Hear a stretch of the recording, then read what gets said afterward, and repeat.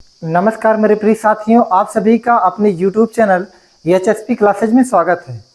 आज हम आपको सिखाने वाले हैं सेंट्रल आइडिया, जो कि क्लास 12 के इंग्लिश पेपर में बोर्ड की एग्ज़ाम में प्रत्येक बार पूछी जाती है और इसको हम आपको सिखाने वाले हैं बहुत ही सरल तरीके से। ठीक है, तो आपके पास ये रास्ते हैं दो कि आप या तो ऐसे इसको लिख लीजिए, याद कर लीजिए, या तो अगर आपके पास थोड़ा सा टाइम हो तो आप दीजिए टाइम। उसके बाद मैं इसको जो है कि आपको अच्छे तरीके से सिखाने का प्रयास करता हूँ। ठीक है, तो आइए जो है देखिए, यहाँ पर लिखा हुआ अ थिंग ऑफ ब्यूटी। ठीक है, करा कि वस्तु की सुंदरता। ये जो पूरा पोयम है किस पर आधारित है? वस्तु की सुंदरता पर आधारित है कि कैसे वस्तु की सुंदरता हमें खुशी, आनंद या मुझे जो है कि एकदम अच्छे मूड में ला कैसे देती है, इस बात को बताया गया है इसमें। ठीक है, पूरा का पूरा जो प्रकृति में जो सुंदरता है, जैसे आप कभी चले जाते हो गार्डन में, कभी जो है कि कहीं पर घूमने जाते हो पिकनिक के, या जो है कि आपके विद्यालय से टूर लेकर जाते हैं, तो वहाँ पर भी आप जाते हैं।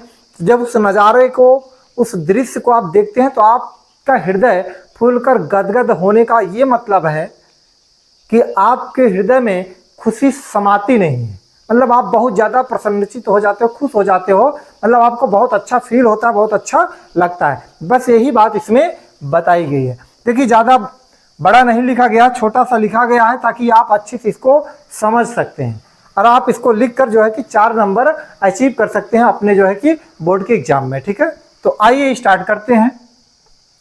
ये थिंग ऑफ ब्यूटी, इसकी बता दिया गया है हिंदी कि वस्तु की सुंदरता, चीजों की सुंदरता के बारे में चर्चा की गई है।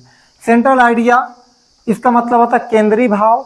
तो जो सेंट्रल आइडिया का मतलब ये होता है केंद्रीय भाव। अगर आप इसका हिंदी में अगर वैसे भी समझोगे मोटा मोटा, तो जो पोयम है किस पर लिखी गई है, किस पर आधारित है, क्या क्या बताया गया है, उसी चीज को आप लिख दीजिए तो आपका क्या बन जाएगा, शुरू से लेकर अंत तक मोटा मोटा लिख देना ही क्या कहलाएगा, सारांश कहलाएगा। ठीक है, हिंदी में।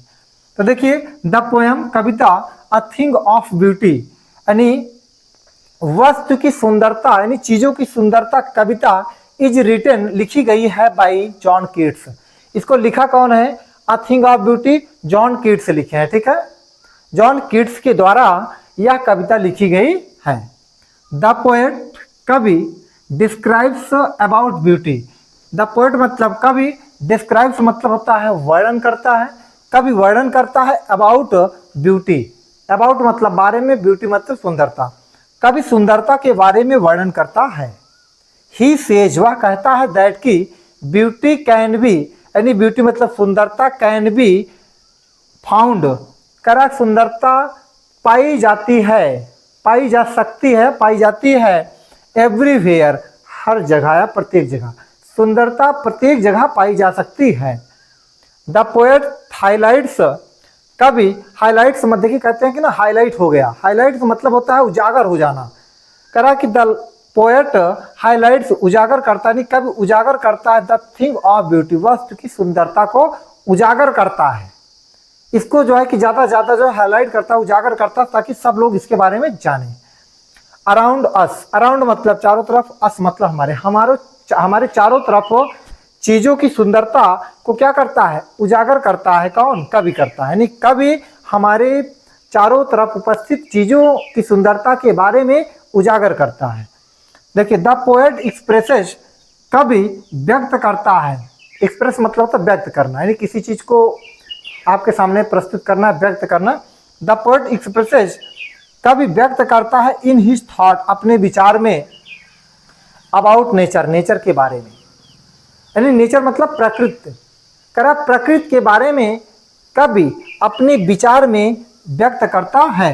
ही सेज, वह कहता है, दैट मतलब कि ऑल थिंग्स ऑफ नेचर, प्रकृति की सभी वस्तुएं, प्रकृति में जितनी भी वस्तुएं, प्रकृति की सभी वस्तुएं, है मतलब के पास, यानी प्रकृति के सभी वस्तुओं के पास है सम ब्यूटी, कुछ सुंदरता।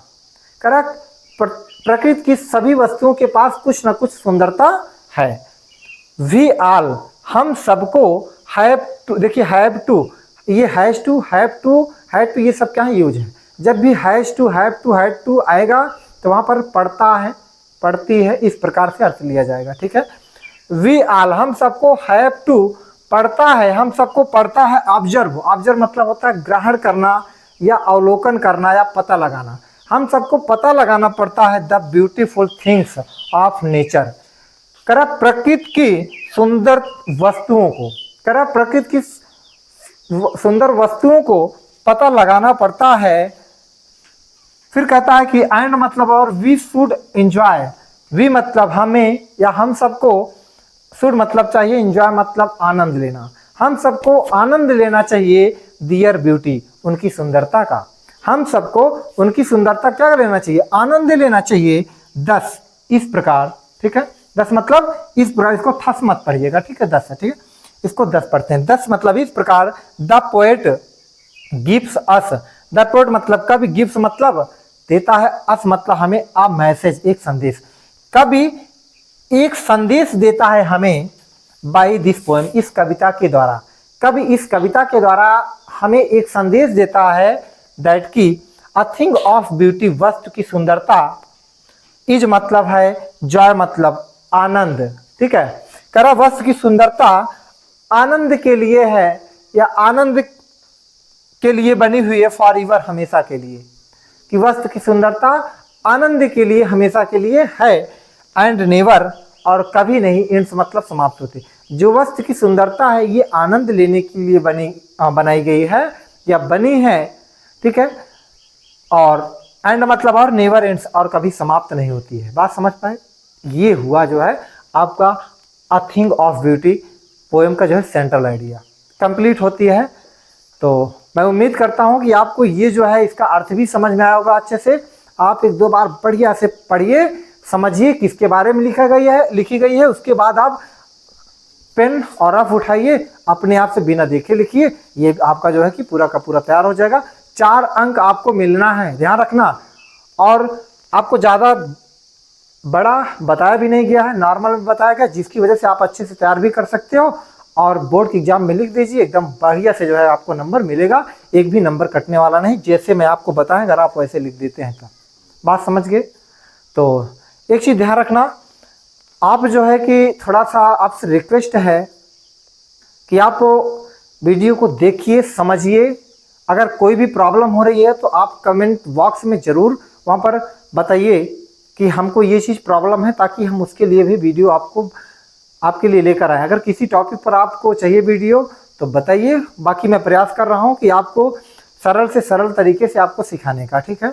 तो जल्द से जल्द जो है कि हम आपको नई टॉपिक पर वीडियो बनाऊंगा। पहले ये जो है सेंट्रल आइडिया आप सीख लीजिए 3, पहले ये एक इसके पहले डाला जा चुका है, फिर ये दूसरा है, फिर इसके बाद एक और डालेंगे, 3 हो जाएगा। तो कंप्लीट हो जाएगा सेंट्रल आइडिया, 4 नंबर आप फिक्स कर सकते हैं।